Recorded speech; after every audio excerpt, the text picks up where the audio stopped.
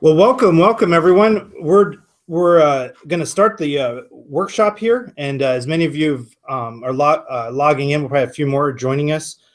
We're delighted today to bring some information to you that I think is just really cutting edge and very helpful, and as for families as they kind of go forward in their walk with their Lord, just in deciding can they afford to put their children in a Christian school.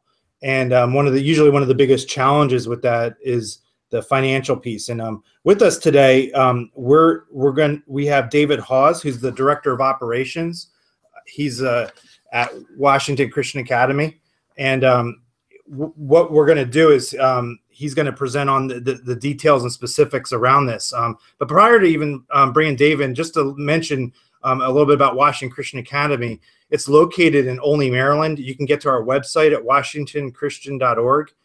If you have any questions, we're going to, at the tail end of this, you can have some further contact information that we'll get into. But with that, let me bring David Hawes on. Cherie Pilgrim is going to join us. Something came up where she couldn't join us today. We'll probably have her on our future webinar, but Dave's going to lead the way here. So with that, Dave, why don't you give a quick introduction of yourself and a little background on who you are and why you're passionate about helping families afford Christian education. Great. Thanks so much, Ralph. As Ralph mentioned, I'm the Director of Operations at Washington Christian Academy. I've been here with the school for 10 years and have spent all 10 of those associated with, the business office, financial aspects of the school from that perspective, and also from the family's perspective. I've been involved with the admission office, our tuition assistance process, and have had lots and lots of discussions with families about their financial situation and their desire to attend Washington Christian Academy and being able to make that possible. So in addition to that, I also happen to have 5 children. So my wife and I have been through the same thing you all are probably thinking about. How in the world is this going to happen? And as you multiply children, it gets harder and harder to do that. So that's a challenge that our family has faced and prayed through and seen the Lord work in some great ways. So that's a little background about who you're going to be listening to. Great. Thanks, Dave. That's really helpful. And we're excited to have you do this presentation. Before you dive into the agenda here, I just have a quick poll question for everyone. You can kind of see it in your screen here. I'm going to start that. We just want to know kind of who's on the presentation here and what background on you, so we can be more helpful. The question is, and this is loaded up in there, you can see real live answers. Do you currently pay tuition for your child's education? If you could just give a quick answer on that, that'd be great. You can see it right there in your browser. So back to you, Dave. Go ahead. Great. Thank you, Ralph. Our agenda for today, we're going to work to keep this to 30 minutes to just use your time wisely, get through the presentation, and have some time, as you can see at the end, for questions.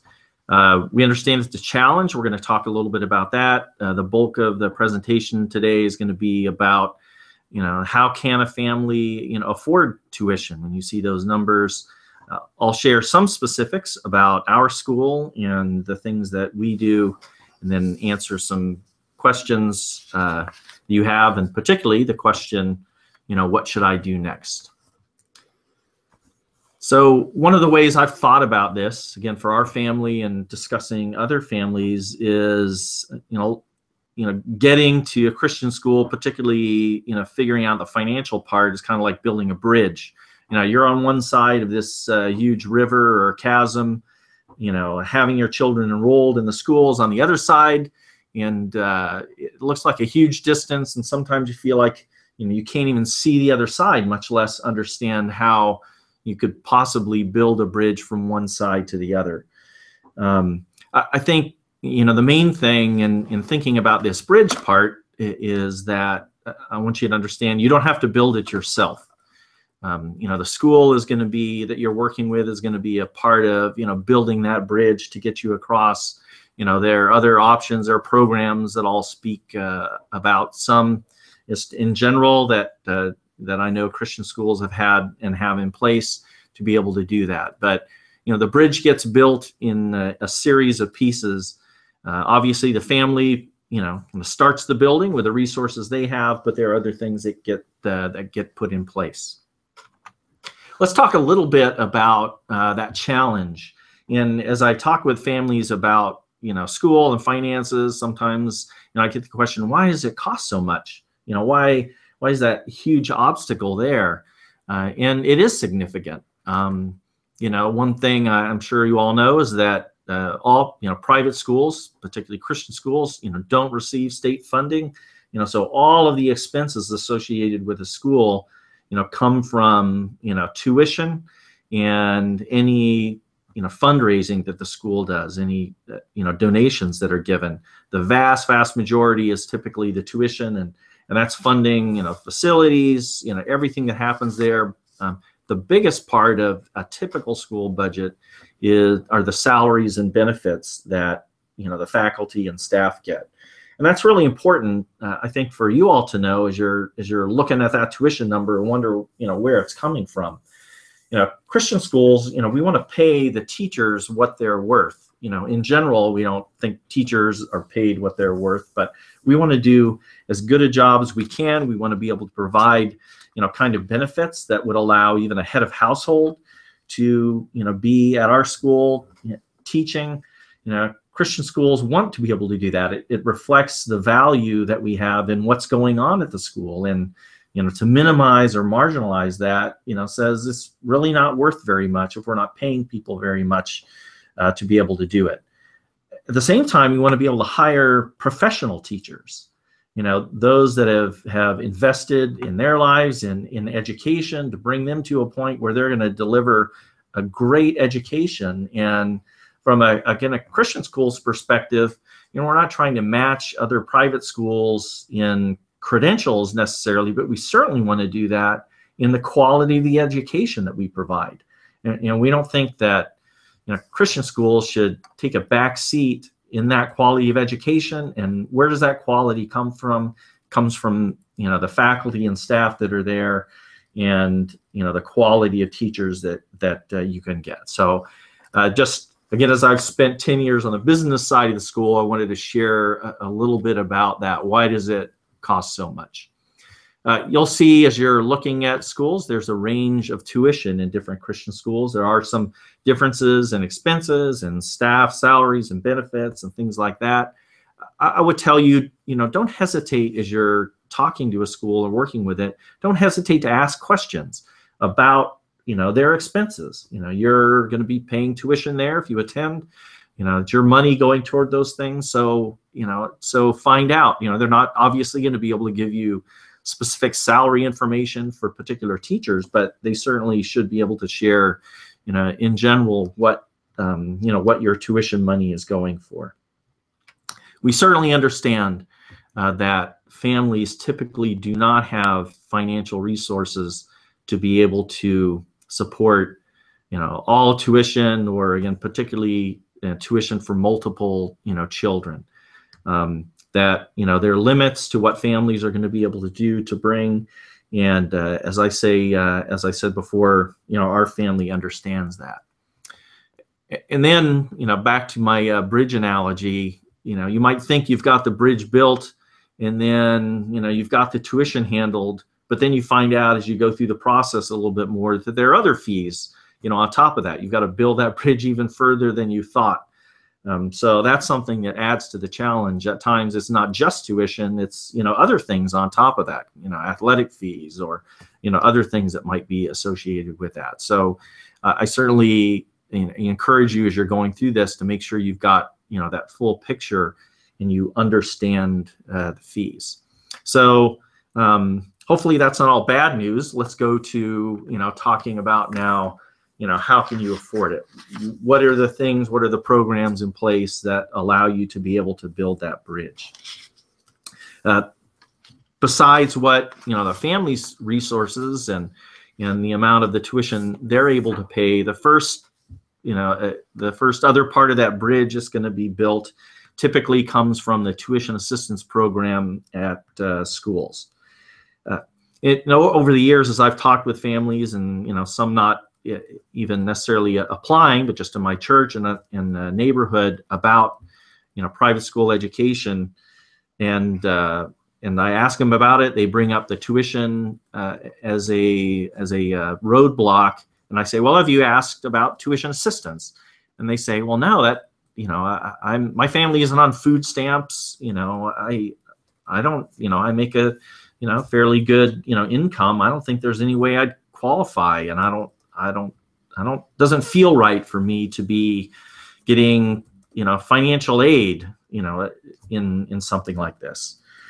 In fact, at our school, we don't call it financial aid for that very reason. It's tuition assistance, and it is there for a broad range of families. In fact, in many schools, just economic diversity within the school is a part of the mission of the school.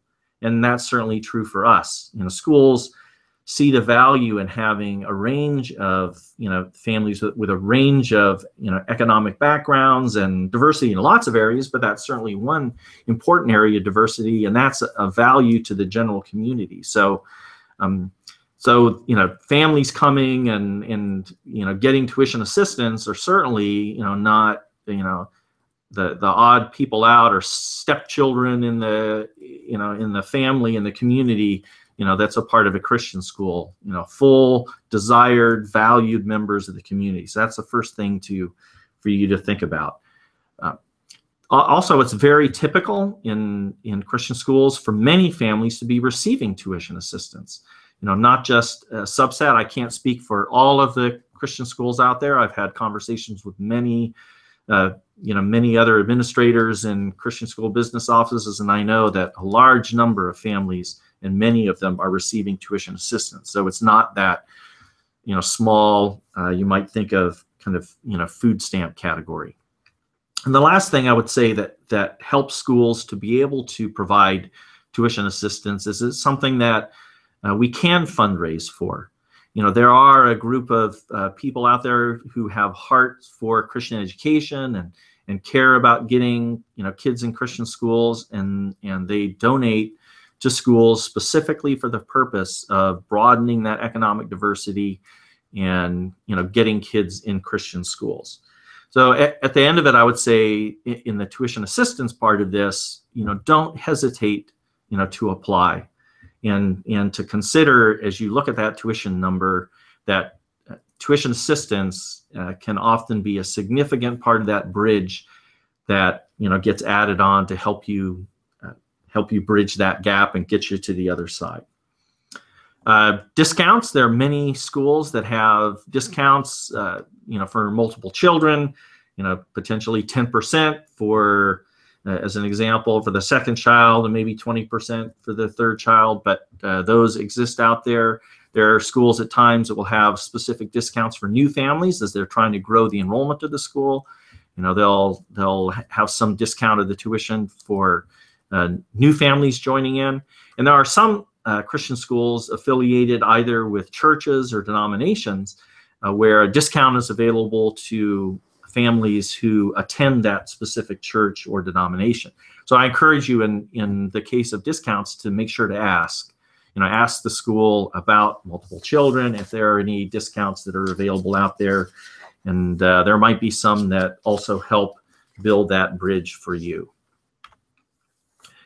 There are other sources that besides discounts, tuition assistance, and families, and we've seen this come up. I couldn't list on this slide, the different, types I've seen over the years, the ways that the Lord has provided for children to be able to attend. Some of the more typical ones are extended family. We've had several grandparents over the years, interested in the education of their grandchildren and recognize, the difference that's going to make in their lives. I'm a recent grandfather. I've got a granddaughter about 1.5 years old, and it would be a dream of mine for her, to attend a Christian school, the Washington Christian Academy. I haven't made a commitment to my son. I don't know if he's listening out there yet, but I haven't made a commitment to financially support her, but it's absolutely would be something I would pray about. If that was something that would help her my granddaughter attend a Christian school.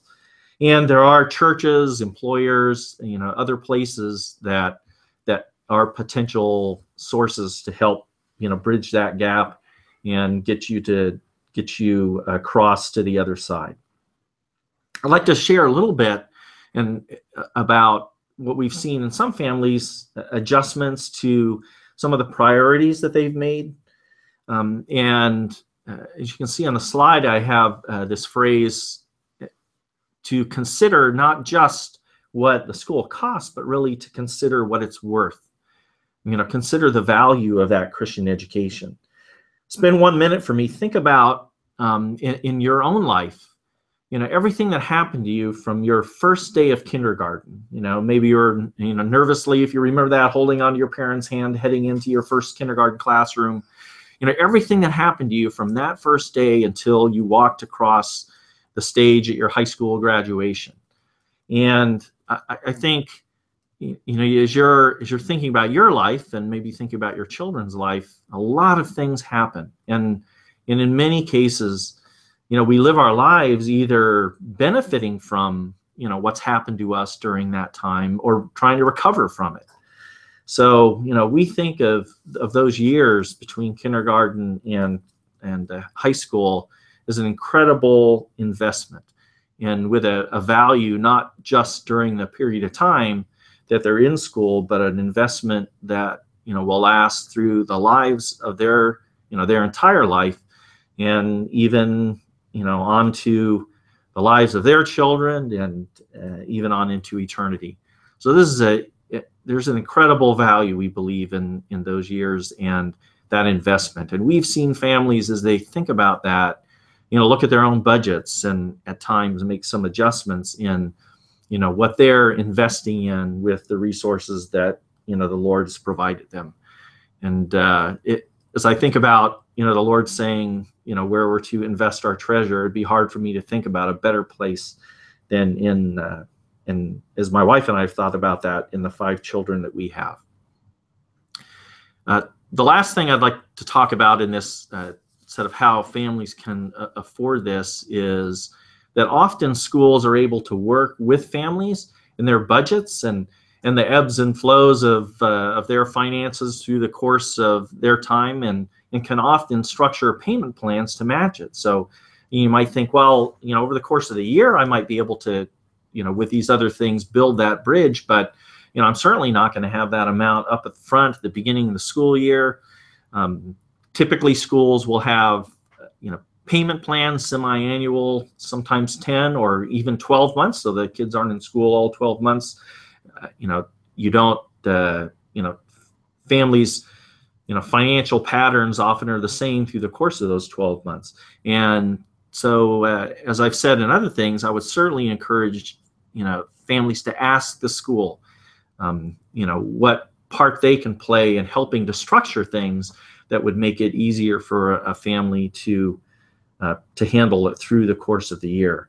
And, Christian schools are very often, they're going to be interested in working with you and interested in hearing about your particular, individual situation, and interested in trying to help, build that bridge. When you walk through the door and you are contemplating that school, they're going to see you as a value to the school and want to get you there and want to try to work through, all of these things to try to help you be able to build that bridge. So hopefully there were some things in there maybe that you hadn't thought about, but those are the basic building blocks that we think about, when we're trying to help work with a family to put things together. I'm going to talk a little bit now about some of the specifics at Washington Christian Academy and parameters that we have associated with our plans or our bridge building. We are one of the schools where many of the families receive tuition assistance. For us, that's over 50%. So, we value that. We have a great diversity in many ways at WCA, but economic diversity is part of that, and that's an important part of our community that we think. So that's a big part of the program. It is built into, the mission of the school. So our tuition assistance budget and our fundraising for that is a part of really who we are in wanting to have that wide range of families here. We do award tuition assistance amounts based on the needs that exist. There are families who have significant resources that don't have needs, and we want to use the tuition assistance dollars we have to go to families that do have needs. So you might ask, how in the world do we figure that out? Well, we use a third-party service that many private schools also use. Families, put that information in, their financial information in, and then it calculates what's called an expected family contribution. That gives us an idea of where a family's resources are. It collects information, not just what a salary is, but is able to take into account other living situations or circumstances, family-owned businesses that people have, and we're also able to to plug in charitable giving and tithing as a part of that. And we certainly want that to be a part of the family's life here, and that's something that we certainly consider when we're looking at needs and awards. Our amounts, so think back to that bridge. If that gap between what you can build and what's left is 50%, our school is typically successful in being able to build half of the bridge for you. We do have many families that have tuition assistance grants between 0 and 50%. We do have some that are receiving more than 50%.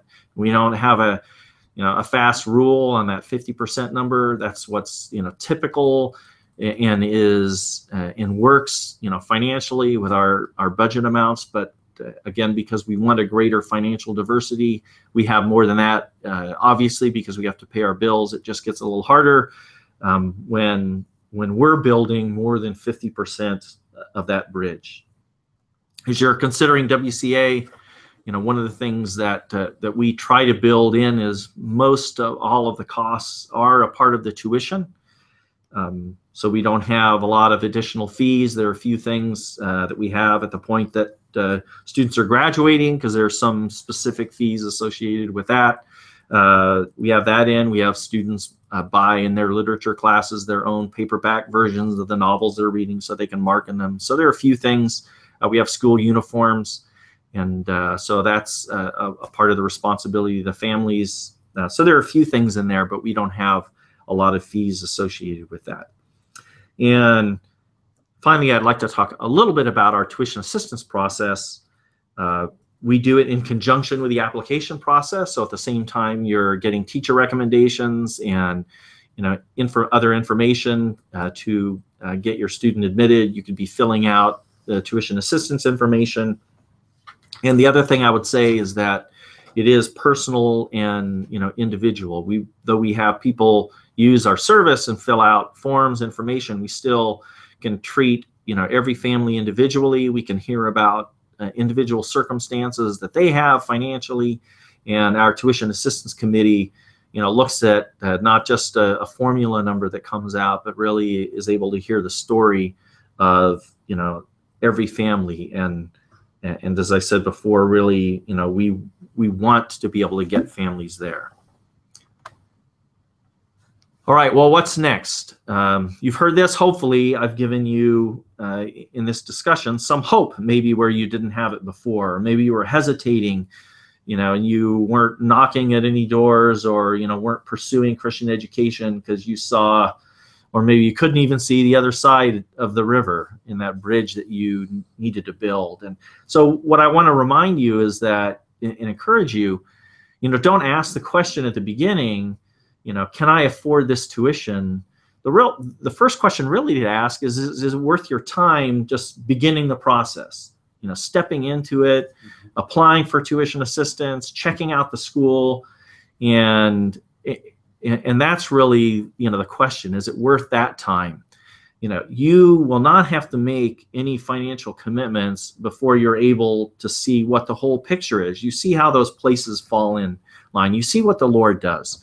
I want to encourage you not to say no before you don't know what the answer is. And if you're not even pursuing it, if you don't ask about tuition assistance or look into discounts, in some sense, you're saying no even before you know what the answer is, or you're giving yourself a no. So, don't say no before you can see the full picture. We've had families in conversations, go through this and kind of get to the other side with both answers. We've had some families that thought, there's no way this is going to work. And we encourage them, well, just start, let's apply, see what happens, pray, see what the Lord is going to do. And they get through the process and are really surprised when they get to the end. And their children are in the school and have been here, and then they have another child they bring, and they're amazed that works. And they just see the Lord at work, confirming, their desire to have children in school.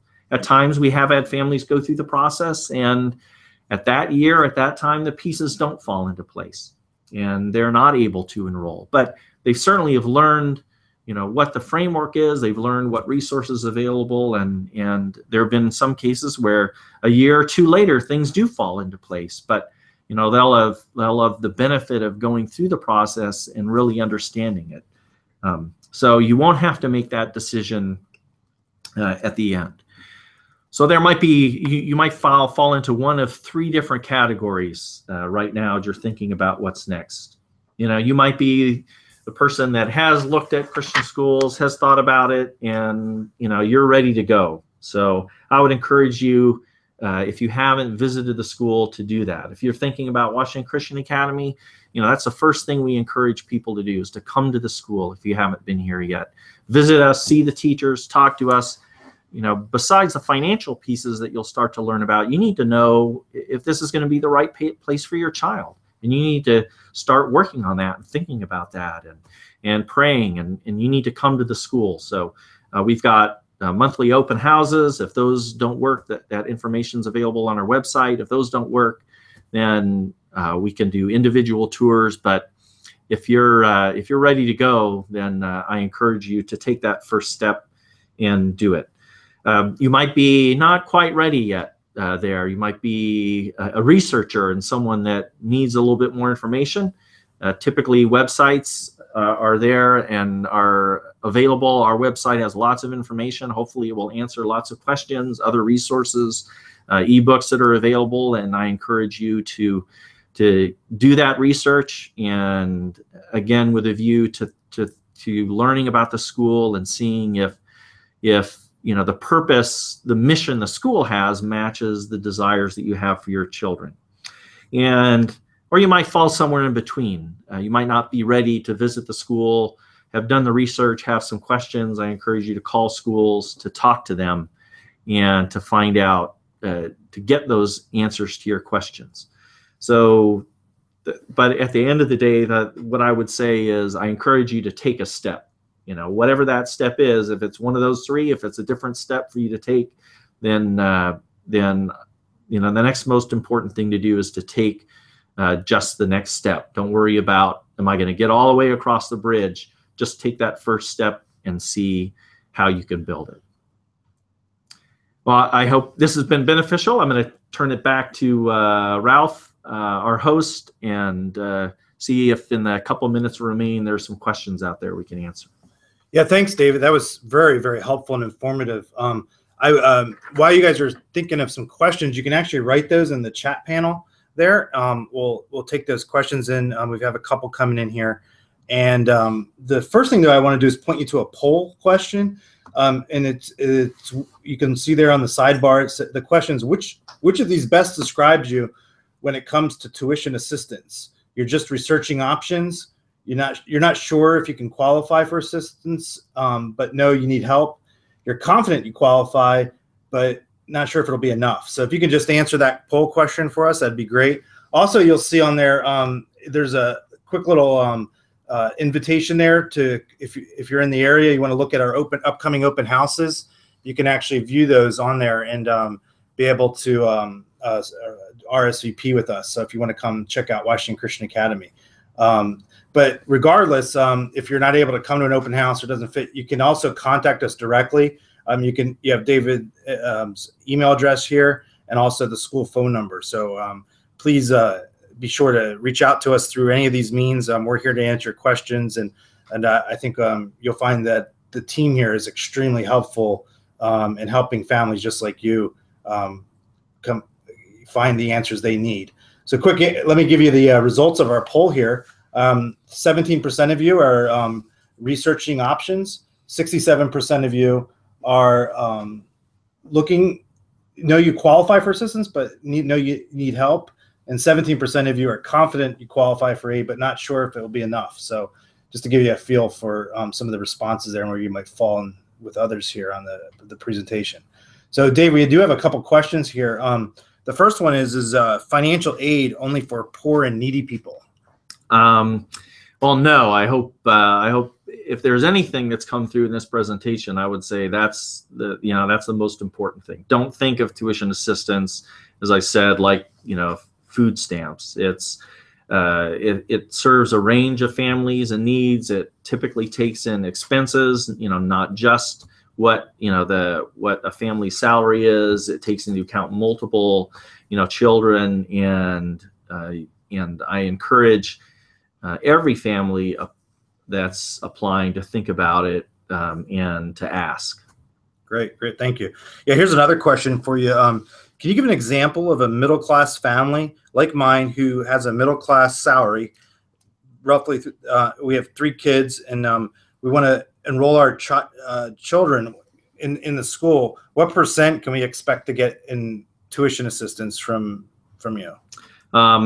What is typical, but for one student is up to 50%. We don't have a specific multiple student discount, but that automatically works its way into our tuition assistance process, because you have with 2 children, or 3 in your example, you have 3 tuitions to pay. So that significantly changes that expected family contribution. So with multiple children, it goes up beyond 50% to 60%. Again, is typical for families with multiple children. Right, and I assume it's just a matter of all the variables that come into play through the application, the financial aid application, that helps you better narrow that down for that particular family. Right? It's right. It's a combination of that. It's also kind of where the school is at that particular point. Looking at our budget, again, we wish we could accept and give 80% tuition awards to every family that knocked on our door. We would not be able to pay our teachers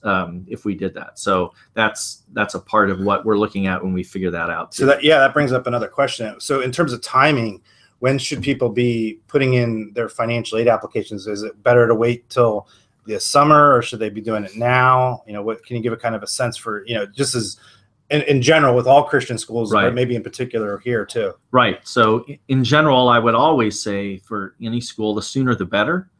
And in schools, it has to do with, there are some schools that have deadlines associated with amounts. So they'll say, we're going to give out, tuition, this much tuition assistance, and have a specific deadline associated with that. So obviously you need to get it done by whatever that deadline is. There are other schools like our school that it's more a rolling process. We don't have a specific deadline either for admission or for tuition assistance, but the more tuition assistance is available in our budget sooner rather than later. And then the other thing you run into apart from tuition assistance are just classes filling up. So where we might have a tuition assistance budget, the grade might be full. And so for WCA, we're encouraging, as we do, people, don't wait any longer than you need to, and pursue, learning about the school as soon as you can. So we don't want to hurry anybody in any decision, that they're making, and set artificial deadlines to create artificial pressure. But as soon as I would say it's a place for you, then don't wait to pursue it.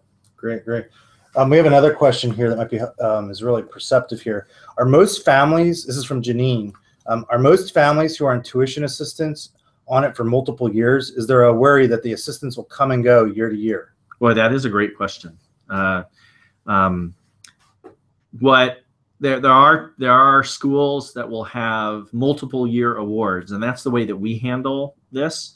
We understand that as a family is sitting around their kitchen table, they've got their budget out, they're thinking about that. It's not just this year. What family wants to put their child into school for 1 year and then figure it all out again that next year and the year after that? So we give out multiple year awards. Ours are 3 or 4 if you start at 9th grade in high school to get you through, the education. That's something else our tuition assistance committee is very sensitive about. Even at those transitions between those year awards, making sure that when a family comes in, it's sustainable. It's sustainable both for the family, it's sustainable for the school. It doesn't benefit either the school or the family, for them to have to, figure that out and have different answers to that every year. Great, thank you. Shannon has a question. Is there a particular grade you would recommend for transferring into WCA from homeschooling? Great question. I would say that, the first thing it has to do with your student and the reason that you're going to be bringing them from homeschool into, a Christian school environment. Is there something going on in their life or circumstance that is bringing that? So the first thing you think about is your child, your student and what they're thinking about. From the school's perspective, there are transition grades that are typical. So that would be into middle school starting 6th grade and then into high school starting 9th grade. But at the same time, I wouldn't wait. So for example, if your student's in 4th grade and you're really thinking about, Christian school and private education starting in middle school, don't necessarily wait through that 5th grade. At times, schools' classes can fill up. And in those transition points, things like that might happen. So in general, the answer is 6th and 9th grade is those transition years, but you need to add on top of that or put first really what's going on in your child's life. Great. Just in general, as you've worked with homeschoolers through the past years, where do you see what years most homeschoolers are transferring in here? It would be either in the beginning of the middle school or typically the beginning of high school. Some of the challenges associated with homeschooling and labs and science classes and things like that are more challenging for parents to do in homeschooling. Great. Betty has a question for us. She asks, I already have my daughter at a private school and receive aid. Can I apply and see whether I can afford to pay prior to any commitment? How about waiving application fee to allow families to apply? So you can certainly apply and find out what kind of tuition assistance you would receive at another school, even if you're enrolled in one right now. So we have families doing that all the time, and we recognize that every year there's a decision family's going to make, and so we know other schools do too. Are you going to re-enroll? Have you been satisfied with the education and what's going on there? So that's something that private schools expect. That's a question families are going to be asking themselves, and processes are there to certainly allow families to do that. We have discussed your second question about, do I have to pay the application fee to find out what my financial award's going to be? There are times when we will waive that. It depends upon the individual circumstance. We don't do it universally because of from the school's perspective, there's amount of work associated with us doing that. And we really want, as we invest in families and thinking and even walking with them through the application process and tuition assistance process, we're investing in them. We want them to have some level of investment in us. And that isn't always financial. We can tell that at times in our conversations with the families, but certainly at least paying an application fee is a way we see a part of that investment. So the commitment, right? There's skin in the game, right? Both ways, right? And exactly. Great. And do you have to, with the third party, do you have to pay them to get them to analyze your finances? Isn't there a yes? Yeah, there is a small fee associated with the third party service. Okay, great. So regardless, there's right. There's fees involved no matter what. So. Yes. Great. Well, good. I think we've gotten most of the questions answered here, and I think we can wrap up here. So again, if anyone has any further questions or you want to talk about your particular situation, please reach out to David, or Cherie. You also have her contact information, and they'll be glad to talk about your particular situation. But we've had a great time here talking to you, and hopefully you found this information helpful. So thanks again, and hopefully you'll be on we're going to have some more webinars in the near future, and you can come to visit those, or you can just come visit the school. So hope to see you soon. Thank you. Yep. Thank you so much for spending time and the investment you've already made in listening to us today. God bless you.